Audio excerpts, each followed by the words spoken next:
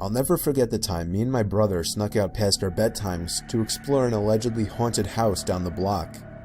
Yes, I said bedtime, as I was only 10 and my brother Luke was only 12. When our parents said goodnight to us, I went to Luke's room and we took a couple hand-powered flashlights with us and hopped outside through the window. Luckily, his room was on the first floor. Those hand-powered flashlights worked by constantly pushing in a little trigger that would create light inside the lens. They were noisy as hell, but they were convenient. Once we were outside, we just walked down the block, and in 2 minutes we were there. It was rumored by all the neighborhood kids and teens that the place was haunted. Everything about it was creepy. The older, more antique design of the house, the isolation from the rest of the houses, and the broken windows and rotting wood. It seemed perfect for a horror movie. We went around to the backyard. This was all my curious and confident brother's idea. I was scared shitless. The door was locked, as expected. I felt a bit of relief, thinking we might just go home, but my brother made a shocking move next.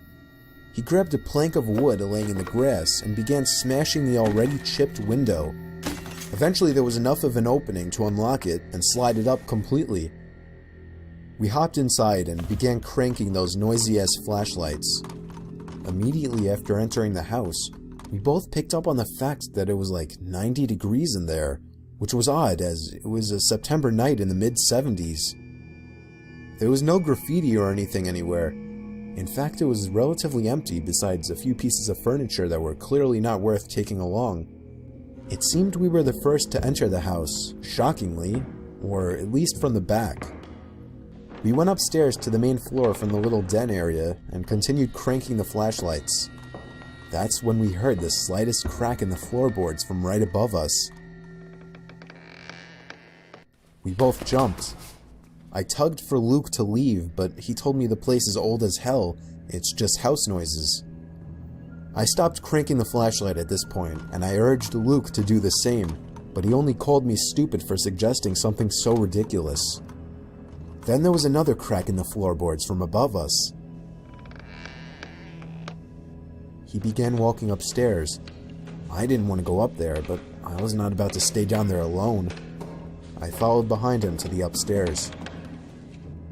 There was a door that led to a room right above where we were standing. I begged him not to open it, but he must have just wanted to be the big, tough older brother. He began to reach for the doorknob while still cranking the noisy flashlight, but then he stopped. I was confused.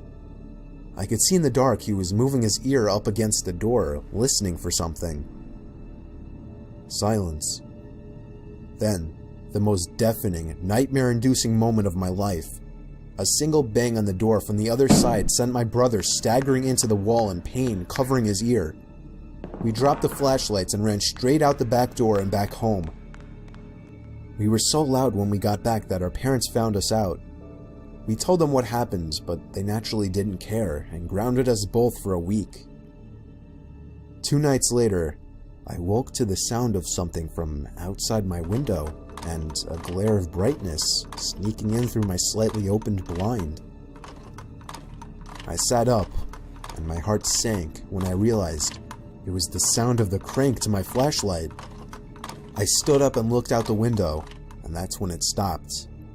There was nothing but complete blackness out there after that. I woke the next day barely remembering what happened, and I still hope today that that part was just a dream.